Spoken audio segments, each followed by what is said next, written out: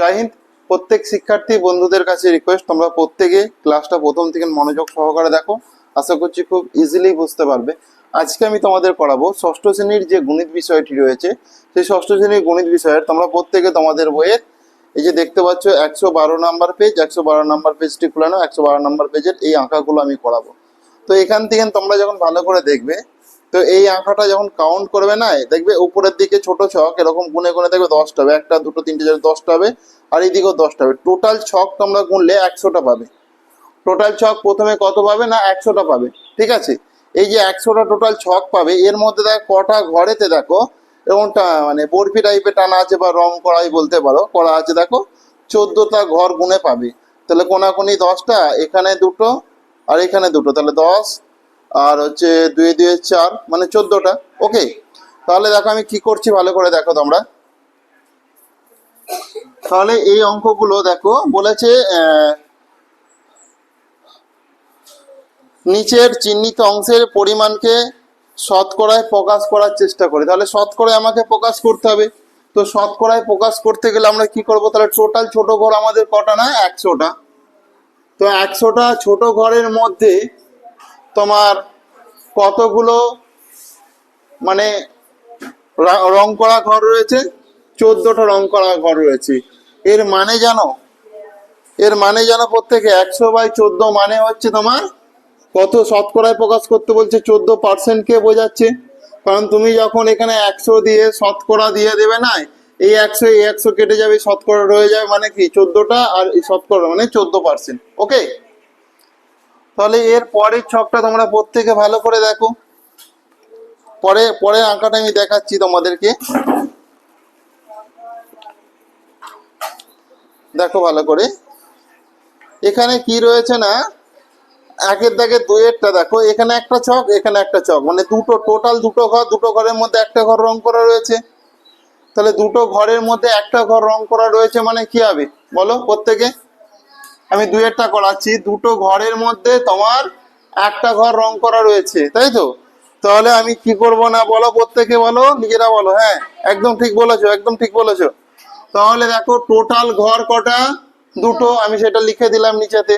এর মধ্যে কটাতে রং করা রয়েছে, একটাতে রং করা রয়েছে, সেই জন্য 1 করে দিলাম। এবার এটাকে আমাকে প্রশ্নতে পরিষ্কারভাবে বলে দিয়েছে যে শতকরায় প্রকাশ করো। তাহলে সেই জন্য আমি শতকরায় প্রকাশ করব। শতকরায় প্রকাশ করলে কি হবে না, গুণিতক 100 দিয়ে পার্সেন্টেজ চিহ্ন দিয়ে দিলাম। তাহলে দেখো 2 50-এ কত হয়, 100, সেই জন্য হয়ে যাবে এটা 50%। ওকে, সেই জন্য কত হয়ে গেল না, 50% হয়ে গেল। ওকে, প্রত্যেকে বুঝতে পেরেছো আশা করছি।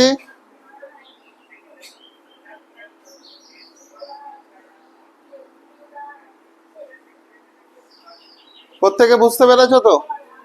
দেখো এরপরে দেখো 3 নাম্বারটা ভালো করে দেখো। এখানে দেখো টোটাল ঘর কতগুলো রয়েছে, দেখো 1 2 3 4 5টা, এদিকে 5টা, এদিকে 1 2 3 4 5টা, মানে দেখো 5 5-এ কতগুলো হবে, 25টা ঘর হবে। টোটাল তোমরা ঘর গুনে নেবে 3-এর দাগেরটাতে, দেখবে তোমরা কটা ঘর পেয়ে যাবে না, 3-এর দাগেরটা আমি যদি করি, 25টা ঘর পেয়ে যাবে। টোটাল কটা ঘর পাবে, 25টা। তাহলে টোটাল যে ঘরটা পাবে না, সেটা সবসময় কোথায় থাকে, সেটা নিচে থাকে। কোথায় থাকে, নিচে। এরপর কতগুলো ঘর রং করা রয়েছে দেখো, 1 2 3 4 5 6 7 8টা ঘর রং করা রয়েছে, সেই জন্য এখানটা আমি 8 দিয়ে দিলাম। এবার এটাকে যেহেতু আমাকে শতকরায় প্রকাশ করতে বলেছে, তাহলে প্রত্যেকে তোমরা অঙ্কটা দেখো, শতকরায় যেহেতু প্রকাশ করতে বলেছে, তাহলে আমি কি করব, এখানে গুণিতক চিহ্ন দিয়ে 100 দিয়ে পার্সেন্টেজ চিহ্ন দিয়ে দিলাম। তাহলে দেখো 25 4-এ কত হয়, 100, 8 4-এ কত হয়, 8 1 8 8 10 8 3 4 8 4-এ 32। তাহলে 32% হবে তোমাদের সঠিক উত্তর। করে নাও প্রত্যেকে, প্রত্যেকে করে নাও যে যার খাতাতে।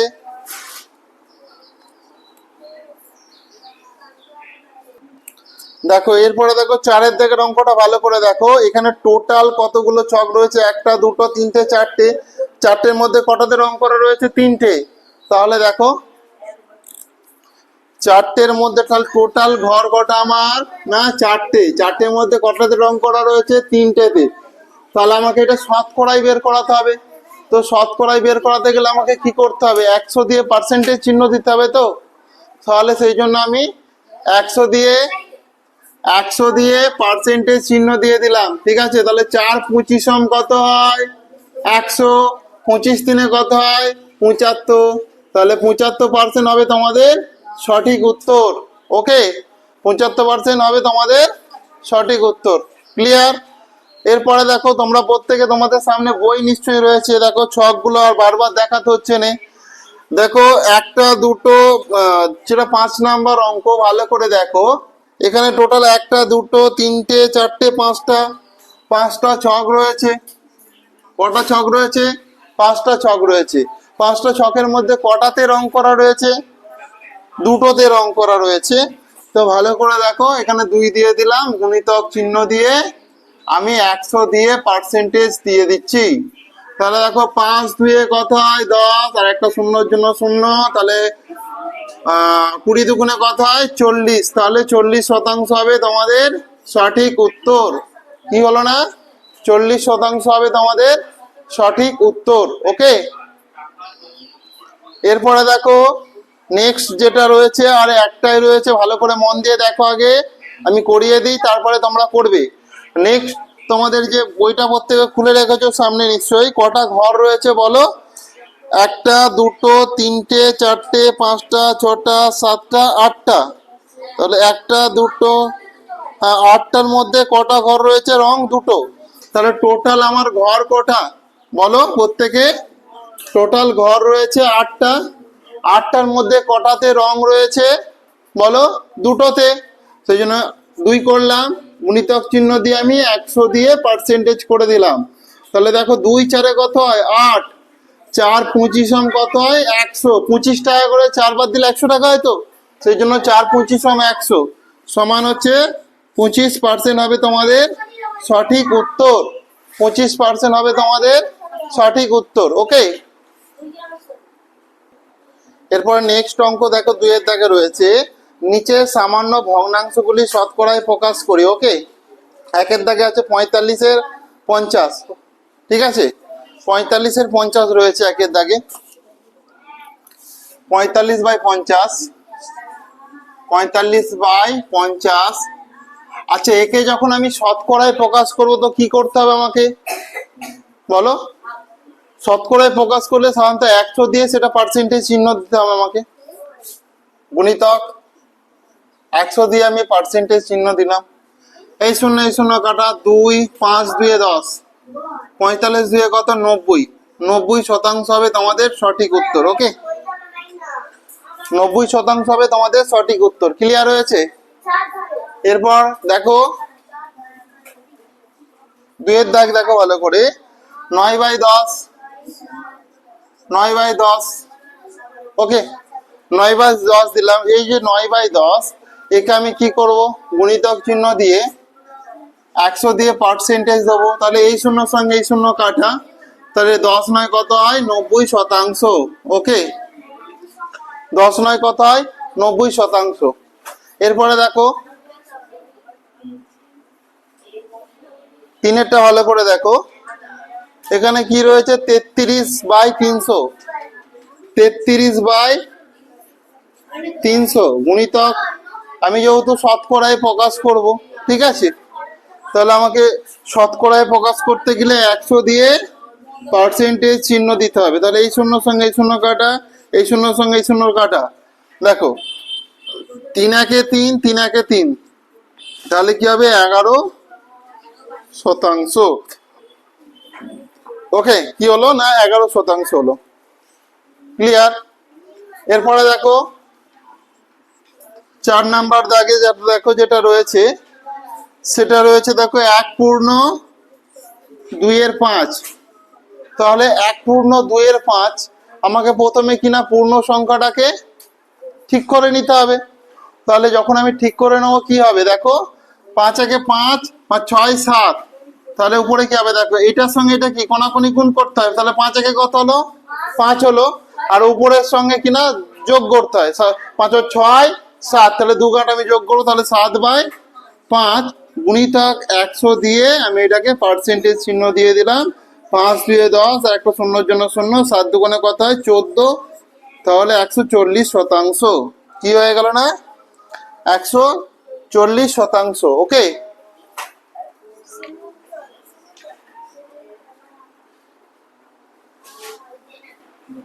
প্রত্যেকে তোমরা 2-এর দাগের 5-এর অঙ্কটা ভালো করে দেখো। এখানে বলেছে দেখো 4×3 তাহলে এটাকে আমরা কিভাবে করব? এটাকে করতে গেলে দেখো ভালো করে লক্ষ্য করো, 4 আসতে কত হয়?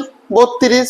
32 সাথে 3 যোগ করো, 33, 34, 35, তাহলে কত? 35-এর 8। এবার এটাকে কি করব আমরা? শতকরা চিহ্ন দেবো। সেই জন্য গুণিতক দিয়ে 100 দিয়ে পার্সেন্টেজ চিহ্ন দিয়ে দাও। ওকে, তাহলে আমরা যখন কাটাকুটি করছি ভালো করে দেখো, 4×2 8, 4×25 100। ওকে, তাহলে এটা তোমার দেখো বাই আকারেই রয়ে যাবে। ওকে, তাহলে আমি এটা গুণ করছি পাশে। 35-কে তোমরা 25 দিয়ে যদি গুণ করো, 5×5 25-এর 5, হয় দেখো 2, 5×3 15, 15 16 17,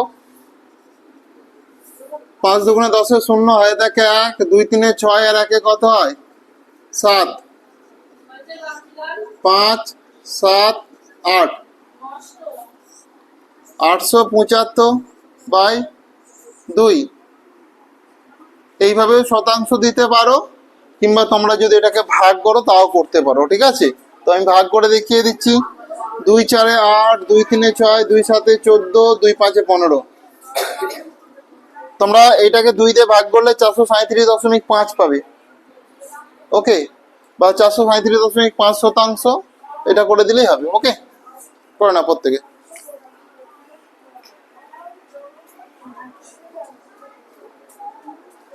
তোমরা যদি এটাকে কেউ মানে এইভাবেও রাখতে চাও সেইভাবেও রাখতে পারো, অনেক রকম ভাবে উত্তর করা যায়। আমি দেখো এটাকে এখানটায় যদি আমি 2 দিয়ে ভাগ করি, দেখে নাও ভালো করে।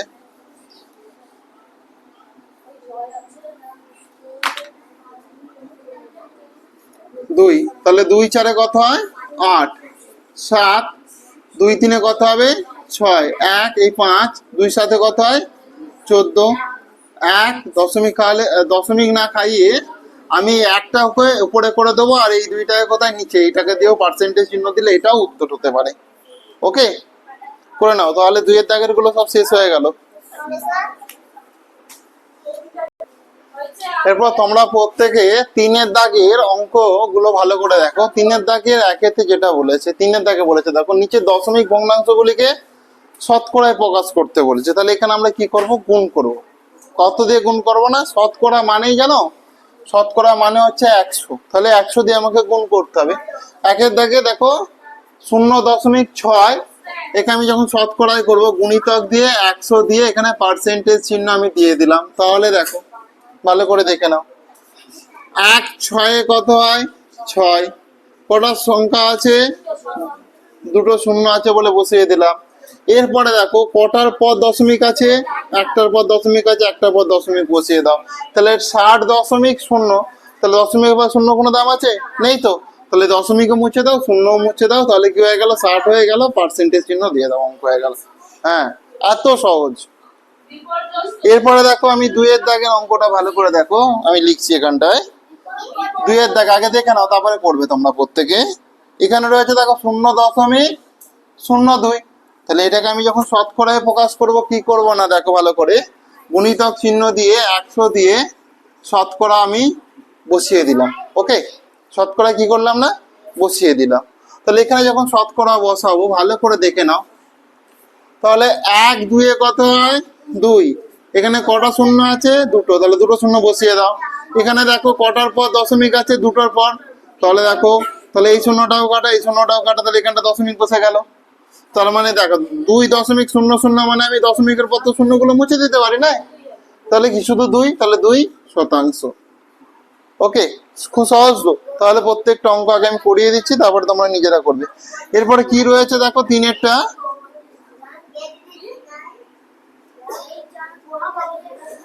3-এরটাতে রয়েছে দেখো 0.57। 0.57 গুণিতক 100%।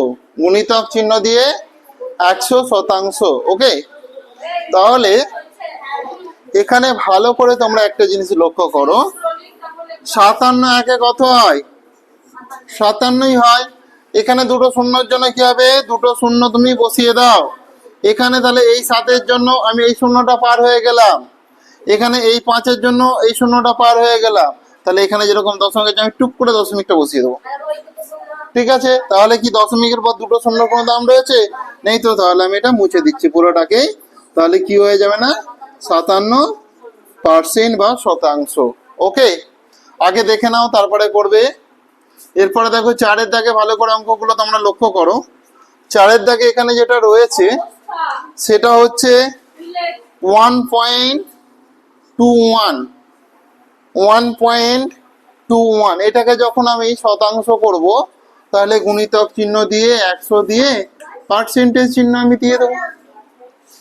দেবো কি না? দেবো তো। তাহলে দেখো এটা, তাহলে তুমি দেখো 121 একে 121। ওকে, তাহলে কটা সংখ্যা আছে? দুটো, বসিয়ে দিলাম। ওকে, এরপরে দেখো দশমিকটা কোথায় রয়েছে? দুটোর পর রয়েছে, তাহলে একটা সংখ্যা দুটো সংখ্যা। এরপরে আমি এখানটা দশমিক বসিয়ে দেবো। তাহলে 121-এর পর শূন্যর কি কোনো দাম রয়েছে? নিশ্চয়ই নয়। তাহলে আমি কি করছি বারবার? তার জন্য মুছে দিচ্ছি তো। তাহলে এটা দশমিকের পর এটাকে মুছে তুমি এই পার্সেন্টেজ চিহ্ন দিয়ে এখানটায় করে নাও। ওকে, ক্লিয়ার হয়েছে? তাহলে আগে তোমরা এগুলো করে নাও, তারপর আমি নেক্সট গুলো করাচ্ছি।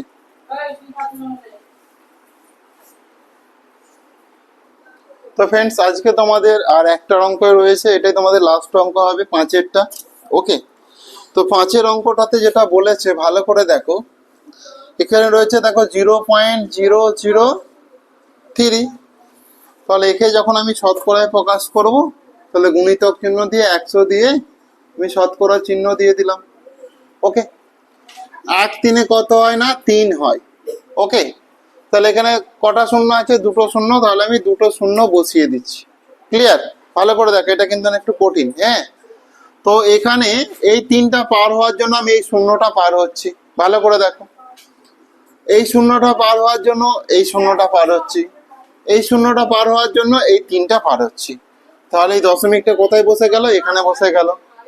ঠিক আছে, তাহলে তুমি এখানে যেটা কি বোঝালো সহজ ভাষায়, তোমরা প্রত্যেক আশা করছি বুঝতে পেরেছো। তাহলে 0.300, দশমিকের পর শেষে যে শূন্যগুলো আছে এখানে কোনো দাম নেই, কিন্তু 3টার দাম আছে। 3টা মুছলে আমার হবে না। ঠিক আছে, তাহলে এই দুটো শূন্য আমি মুছে দিয়ে পার্সেন্টেজ চিহ্ন দিয়ে দিলাম। তার মানে কি বোঝালো? 0.3%। বুঝতে পেরেছো? 0.3%। তো ফ্রেন্ডস, আজকের ক্লাসটা তাহলে আমি এখানে শেষ করলাম। প্রত্যেকে ভালো দেখো, আসছি তাহলে নেক্সট ক্লাসে আবার দেখাবে।